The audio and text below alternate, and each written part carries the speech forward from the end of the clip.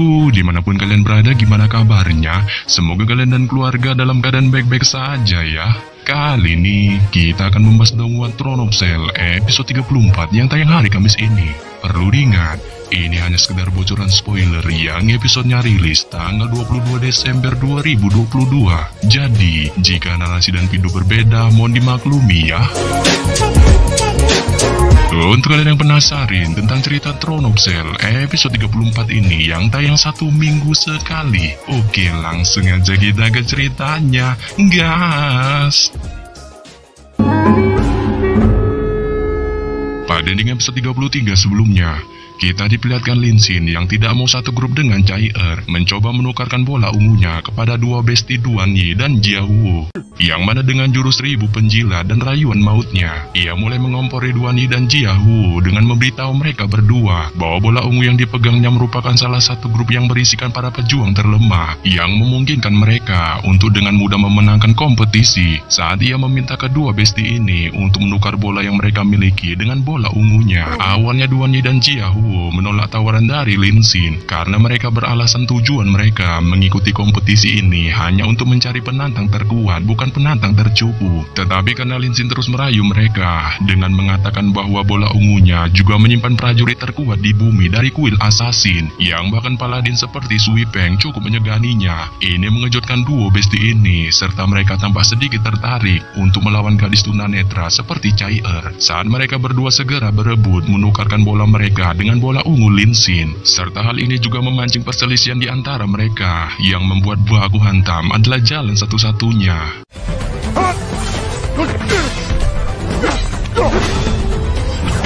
Yang pada dasarnya ketika mereka berdua akan menukar bola mereka kepada Lin Xin, secara mengejutkan Lin Xin tiba-tiba datang serta mengunci bola ungu yang dimiliki Lin Xin, diiringi dengan habisnya waktu pengundian. Saat Lin Xin yang melihat ini tampak marah kepada Lin Xin serta mengejeknya dengan sebutan kepala leci. Tetapi setelah melihat Chai datang dari kejauhan, ia langsung mengalihkan perhatiannya kepada Hao Chen dengan terus memuji ketampanannya. Serta pada saat yang sama, ia juga mengingatkan Hao Chen tentang janji mereka berdua untuk memilihnya jika ia masuk 3 besar dalam kompetisi pemburu iblis. Pertandingan pertama kompetisi pemburu iblis pun dimulai dengan mempertemukan Hao Chen melawan Xing Xuan yang berasal dari kuil assassin, yang mana mengetahui lawannya adalah Hao Chen. Xing Xuan langsung terkejut plus terkena mental saat ia merasa susah payah menghindari Chai ketemu ayangnya. Sehingga pada saat yang sama, setelah wasit mengumumkan peraturan pertandingan, pertarungan Hao Chen dan Xing Xuan pun dimulai saat Xing Xuan segera mengeluarkan sayap angin pertahanannya, serta pada saat yang sama ia terus menyerang Hao Chen secara barbar.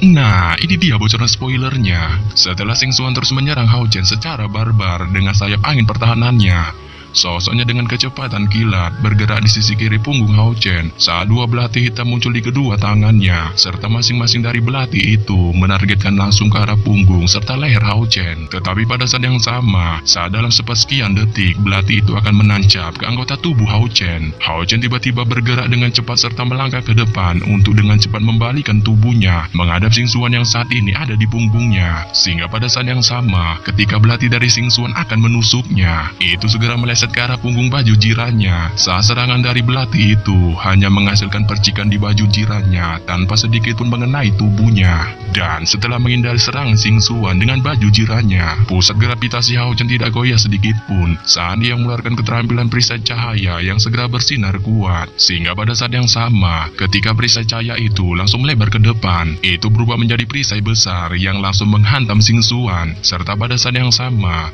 Xing Xuan yang melihat serangan Hao Chen ini pun langsung terkejut menemukan bahwa tingkat kultivasi Hao Chen saat ini sudah berada di langkah 5, yang pada dasarnya saat ia masih terus memikirkan tentang kultivasi Hao Chen ini, ia segera fokus dengan tubuhnya memancarkan energi spiritual saat dua belati di tangan yang melesat dengan kecepatan rendah dan langsung menusuk perisai cahaya Hao Chen.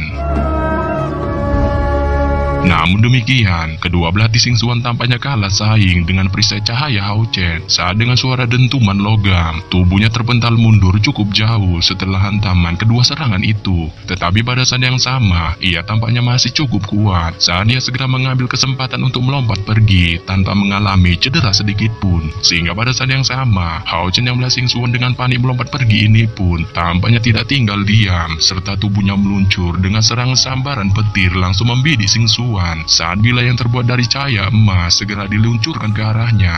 Sontak serangan yang diluncurkan Hao Chen ini pun membuat Xing Suan merasa panik saat dia berpikir jika saja ia terkena serangan Hao Chen ini, kemungkinan dirinya akan bonyok serta baku hantam pun akan berakhir. Sehingga pada saat yang sama, saat ia masih memikirkan hal ini, ia tanpa basa-basi segera mengulurkan tangan kirinya saat sayap angin pertahanannya perlahan muncul, serta pada saat yang sama mengandalkan kemampuan sayap pertahanannya yang sangat cepat, ia menghindari serangan Hao Chen yang terus meluncur ke arahnya, yang pada dasarnya setelah kedua kakinya mendarat di tanah mencoba menghindari serangan Hao Chen, ia langsung menghilang di balik pilar batu. Sehingga pada saat yang sama, wajah Hao Chen yang melihat Xing Suan menghilang di balik pilar batu ini pun langsung terheran-heran. Tetapi pada saat yang sama, ia tidak segera mengejar dan menyerang. Sebaliknya kakinya berhenti dengan gerakan yang sama seperti sebelumnya, menunjukkan gestur pertahanan.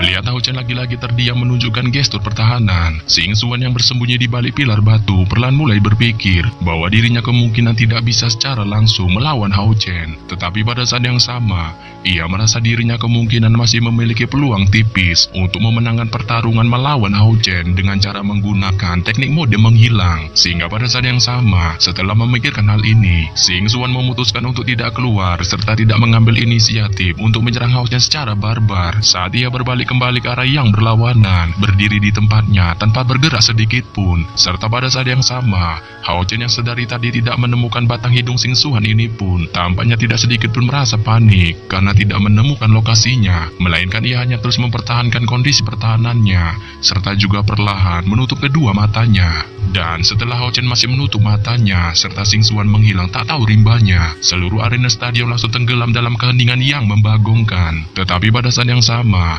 pengawas baku hantam tampaknya tidak berniat menghentikan pertarungan membagongkan semacam ini, melainkan ia terus menglanjutkan pertarungan sembari menatap Hao Chen yang menurutnya sedang mempersiapkan sebuah rencana. Yang pada dasarnya saat pengawas pertandingan masih memikirkan hal ini, Xing Suan yang terus mengumpat sedari tadi pun juga terus mengamati tindakan Hao Chen saat ia merasa pasrah dengan keadaan ini serta tidak punya pilihan lain untuk bersembunyi mengamati Hao Chen yang saat ini seluruh tubuhnya terus memancarkan cahaya emas yang badas.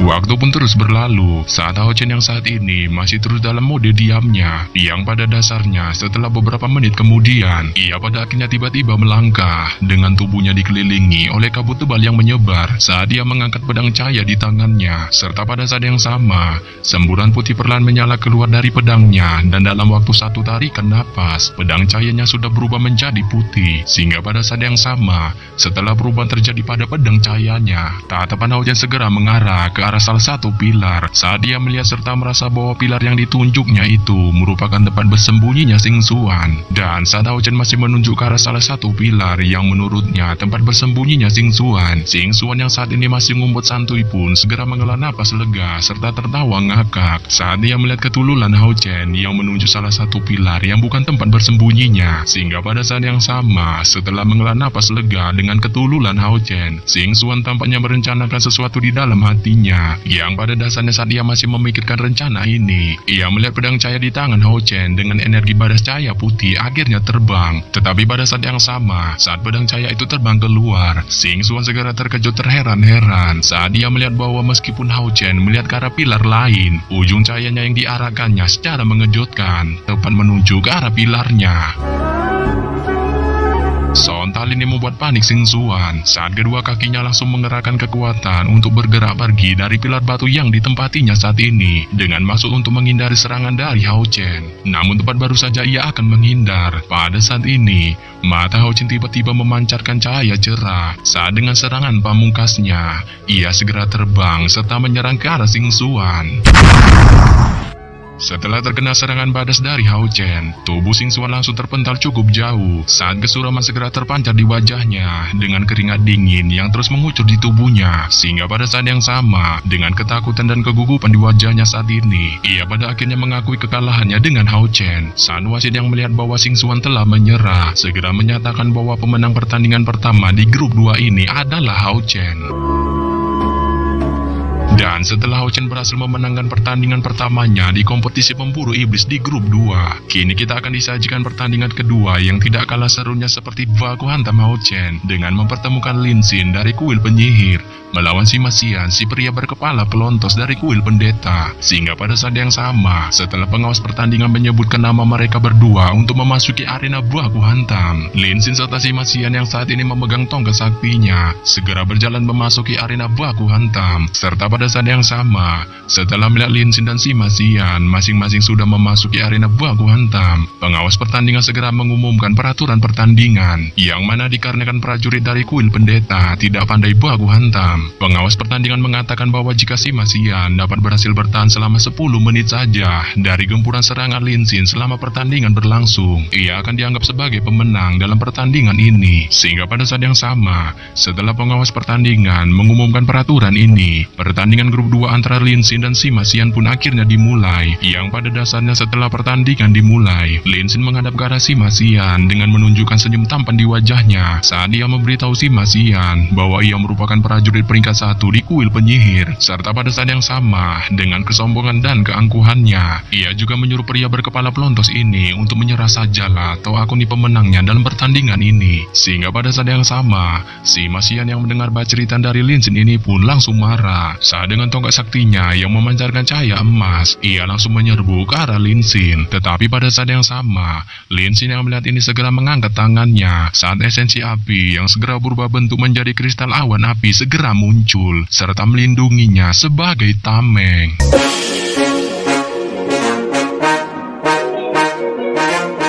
Yap. Sampai di sini saja saya menyampaikan bocoran spoiler Throne of Cell episode 34 yang baru tayang Kamis ini. Akhir kata, saya ucapkan bye-bye.